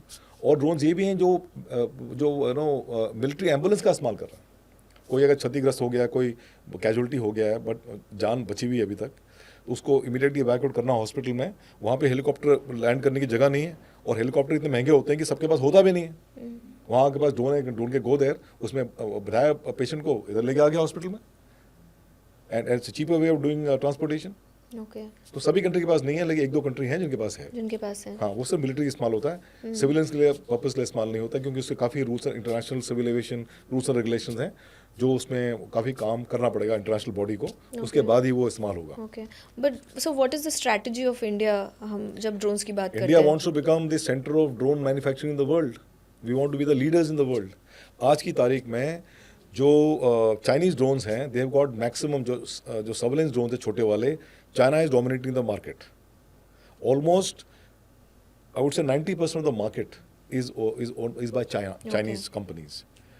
Combat drone अगर आ जाओ तो Turkey is the one which is having 61% market share. Pakistan को Turkey ने दिए drones. Turkey ने तो काफ़ी लोगों को दिए हैं ड्रोन्स. इट ऑल एंड सस्ते ड्रोन हैं सारे. तो ये है. India is now slowly inching up, क्योंकि we are a late starter, but it is not that late. Timely start हमने किया है. जी. अब देखो क्या होता है कि ड्रोन की जो इकोसिस्टम क्रिएट करनी पड़ती है, जो सप्लाई चेन क्रिएट करने पड़ते हैं, वो आज की तारीख में हमारे कंट्री में काफ़ी कम है. सो हमारी टोटल काफ़ी रिलायंस है एक्स इम्पोर्ट क्रिटिकल स्पेस के लिए. अब उसी इकोसिस्टम को जिस तरह से हमारे करंट पॉलिटिकल डिस्पोजिशन ने जिस तरह से बढ़ावा दिया है, एंड PLI स्कीम्स खोल रखी है ड्रोन मैन्युफैक्चरर्स के लिए, और भी कई चीज़ें आ रही हैं, जैसे कि IC chips manufacturing, design development manufacturing, PCB design development manufacturing, this what you call the batteries, because battery cells जो होते हैं वो जनरली इंपोर्ट से होते हैं, बाहर से आते हैं. तो बैटरी सेल्स को मैन्युफैक्चर हमारी कंपनी शुरू करने वाली है वेरी सून. एंड बैटरीज का बैटरी मैनेजमेंट सिस्टम हम बनाते हैं. कई ऐसी चीज़ें जो it is all required for creating a drone. जब तक ये इकोसिस्टम हमारे कंट्री में हुआ नहीं, तो हम थोड़े पीछे रहेंगे, इस रेस में थोड़े पीछे रहेंगे. बट इतना है कि एक बार हमारे पास आ गया तो हमारे से कम की कॉस्ट में कोई बेच नहीं सकता. So that is the only difference. Okay. So right now which country, अगर मैं आपसे पूछूं कि जो ड्रोन स्ट्रैटेजी में अभी बेस्ट है? अभी तो you can say China and Turkey and then US and Israel. China, Turkey, US, Israel, they have the best. they have the best because see, Silicon Valley कहाँ है? USA में है. Chinese companies are also doing so well, fantastically well, and they are very high-tech companies in China. There are a lot of investment from the other countries जो China में गया हुआ है, तो their technology is very high. So drone technology is not as superior to technology of aircraft. Aircraft को अगर आपको design board से अगर आपको इम्प्लीमेंट करना है तो 10 साल लग जाते हैं. लेकिन as similar drone, not with the same combat potential, but much cheaper, you can make it in 2 years. तो देखो कितना फ़ायदा हो जाता है. और for a smaller country, weaker country, जहाँ पे जैसे आप F-22 Raptor, it is $121 million का एक है एयरक्राफ्ट. $121 मिलियन का एक है. इतने में तो आप कम से कम 50 ड्रोन बड़े खरीद लोगे. तो है ना. तो it makes a lot of difference. Numbers also make a lot of difference. And जैसे कि आज की तारीख में वॉरफेयर होती हैं, unless you have warfare where Ukraine Russian warfare where larger forces fighting against a smaller force. हमारे scenario में देखेंगे, so the force levels are by and large quite balance. तो जैसे हमारा जो मेन एनिमी है उसके हमारे में देयर इज एसिमेट्री पर थोड़ी सी कम है. अब ड्रोन खरीदने के बाद एसिमेट्री तो बिल्कुल खत्म हो जाती है almost. And of course with China we got a significant asymmetry, but other than the naval domain. So asymmetry है, तो उसको अगर आपको मैचअप करना है तो you have to do something else. So drone is a very good substitute. So drone cannot replace aircrafts, but drone can be a very good substitute, and it can actually reinforce the air power.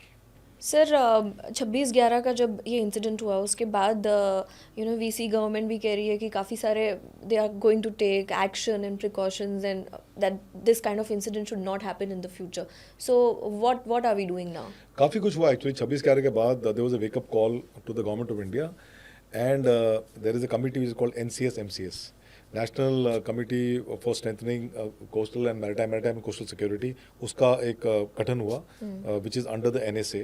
एक maritime security adviser भी appoint हो गया. वो एक naval vice admiral appoint हो रखे हैं. He actually advises the NSA on all the maritime maritime from the national security perspective.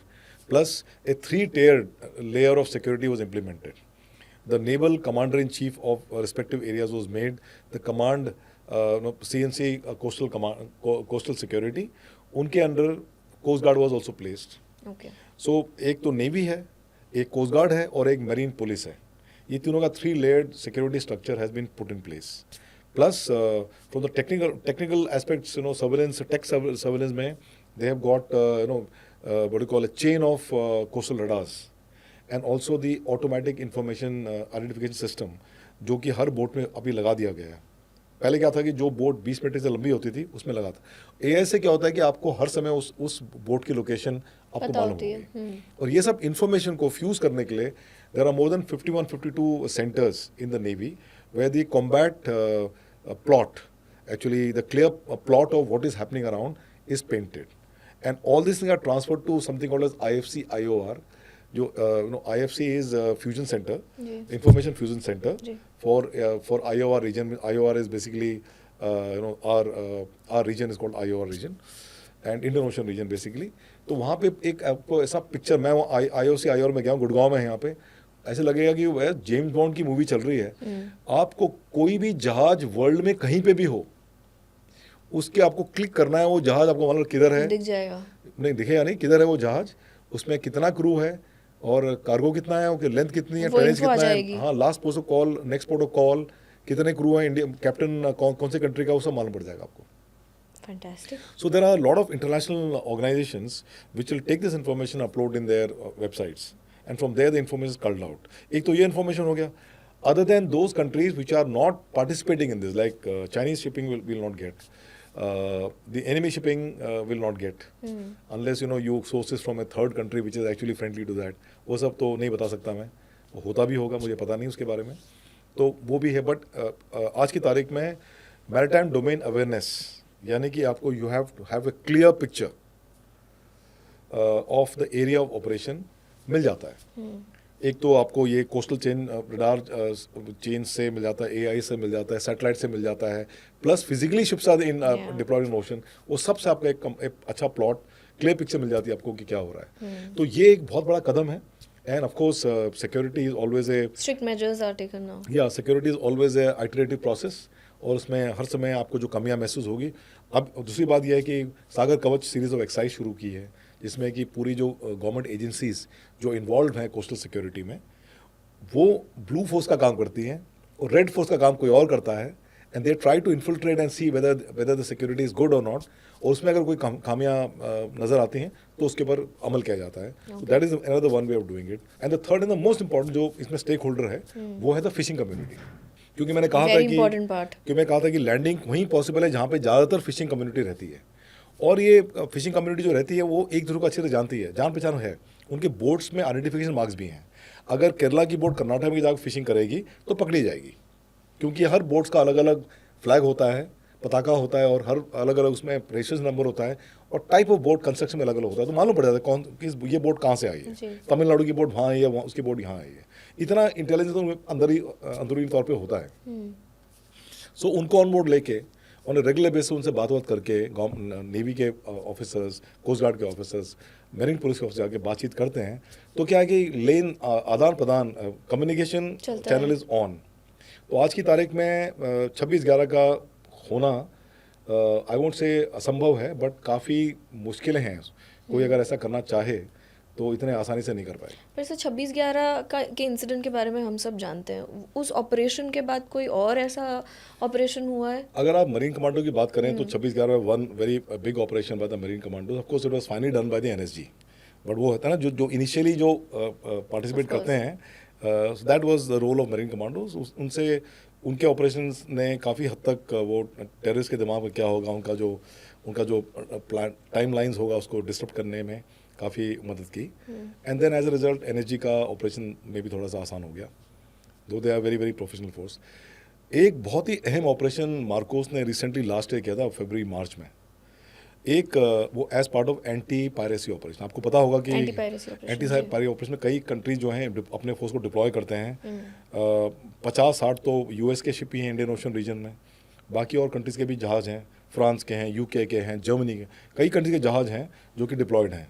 Spain के जहाज, Italian ships are deployed in that area, Gulf of Aden area में deployed हैं, और हमारे जहाज़ भी डिप्लॉयड हैं। तो कोशिश ये रहती है कि एक साथ मिलजुल के काम करें। बट हिंदुस्तान की जो नेवी है, हम लोग यूएस नेवी के अंतर्गत काम नहीं करते हैं। हम लोग we are not in a security pact with any other country. हम यूएन के अंडर काम करते हैं।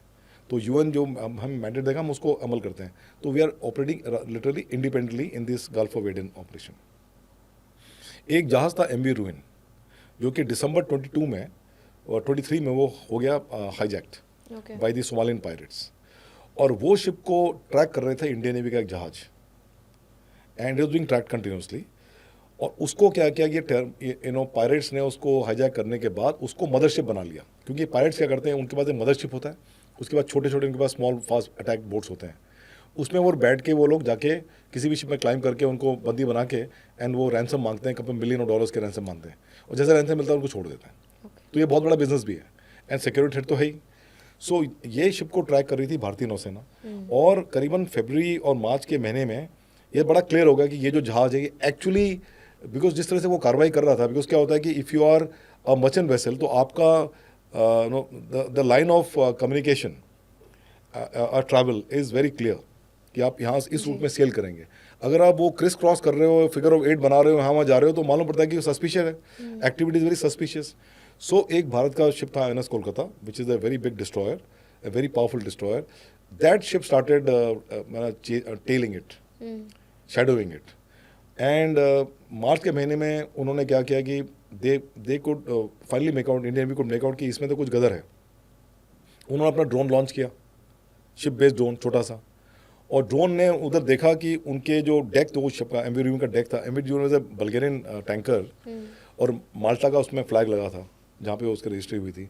दे saw there are about 30-40 people with weapons, so they could make out कि ये तो पायरेट्स हैं, 30-40 ऑफ देम। और हमारे पास जो मरीन कमांडो की संख्या है हमारे इस जहाज में, वो काफ़ी कम है। So they sought the help of Western Naval Command, Indian navy.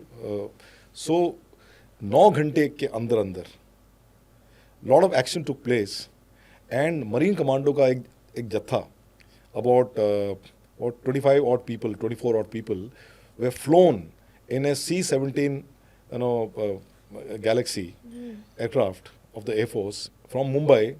They flew 2,600 kilometers right next to the ship, and they all skydived into the sea. Okay. Just to reinforce the existing strength of Marine Commandos. जैसी ये जो pirates है, उन्होंने देखा कि छतरीधारी ऊपर से आ रहे हैं, कॉम्बैटेंट्स आ रहे हैं, और उन्हें नाम तो सुना ही है कमांडोज का, मार्कोस का नाम भी सुना ही होगा उन्होंने देखा तो they give up, they surrendered, everyone surrendered. फिर marine commandos went, boarded the ship and took the surrender, and उनको लेकर फिर बाद में मुंबई में they were dispatched to the jail. Now ये ऑपरेशन इतना सिग्निफिकेंट क्यों है? ये इसलिए है बिकॉज आपने एक छोटा सा टैक्टिकल ऑपरेशन किया एंड स्ट्रेटेजिक गेन मिल गया आपको। अब ऐसा ऑपरेशन पहले एक बार हुआ है, वो यूएस सीज ने किया था, डेल्टा फोर्स ने, what you call seal team 6 ने किया था, इन 90s एंड 2000 में किया था। उसमें आपने वो पिक्चर देखी होगी कैप्टन फिलिप की, जबकि एक यूएस मर्चेंट वेसल के कैप्टन को बंदी बना दिया था, and then the SEAL team 6 came, they did a para jump and climbed onto the warship, US warship, and then they sniped the terrorists, all of them, the pirates. तो वो बड़ा significant operation था। सो ये जो operation है, ये दर्शाता है कि इंडियन ओशन रीजन में कोई हमसे पंगा नहीं ले सकता। कहीं पे भी अगर कुछ हो तो भारतीय नौसेना सक्षम है वहाँ पे टाइमली एक्शन लेने में and to defuse the situation. अब ये देखो 2600 किलोमीटर फ्लाई करके आप वहाँ पे कॉम्बैट कर रहे हो, ये बड़ा अद्भुत सा है। It's a very significant operation of the MARCOS. अब एक कॉन्सेप्ट है कि Indian Navy is net security provider और net security enabler in the Indian ocean region. अब ये जो हमने ऑपरेशन किया, इससे तो दिस इज रियनफोर्स्ड कि वाकई हमारे पास इतनी कैपेबिलिटी है। सो उस लिहाज से this is a very very significant special operations. आपको ये बात बता दूं कि स्पेशल ऑपरेशन में, एंटी टेररिस्ट ऑपरेशन में और कमांडो ऑपरेशन में फ़र्क है। ट्रेनिंग शायद स्पेशल ऑपरेशन की ट्रेनिंग तो ज़्यादा होती है, Anti-terrorist operation is part of the special operation and also part of the commando operation. But commando operation is essentially for furthering the infantry objectives. Okay. लेकिन स्पेशल ऑपरेशन में special activities की जाती हैं और जो टारगेट्स होते हैं they are of strategic level और ऑपरेशन लेवल. जैसे कि ये हुआ, जी. अब आप जैसे कि उसामा बिन लादेन को मारा, it was a special operation. जबकि गिनती से लोग गए थे, कितने सील्स गए थे, 30 के करीब यूएस नेवी सील गए थे, उन्होंने ऑपरेशन को अंजाम दिया. बट कितनी तामझाम लगी हुई थी. और वाई इट स्पेशल ऑपरेशन, क्योंकि आप किसी और कंट्री में जाके किसी को थर्ड बंदे को मार रहे हो, it could be such a big embarrassment अगर आपका वो ऑपरेशन फेल हो गया. Yeah. आप अपने लैंड में नहीं हो, आप किसी और के लैंड में जाकर ऑपरेशन कर रहे हो. So that is the significance of this operation. It's purely classic special operation in the maritime domain.